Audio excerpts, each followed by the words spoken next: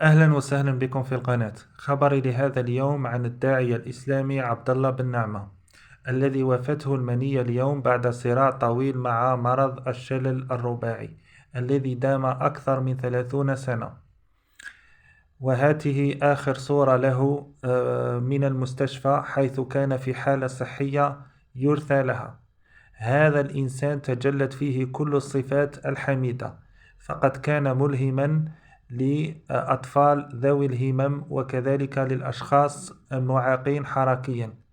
فقد استطاع بالرغم من حالته الصحية أن يكون أفضل صورة للإسلام في نشره وكذلك في إظهار حقيقته إلى كل العالم، وكذلك العالم العربي والمغرب العربي والجزائر، وهو شخصية مشهورة جدا.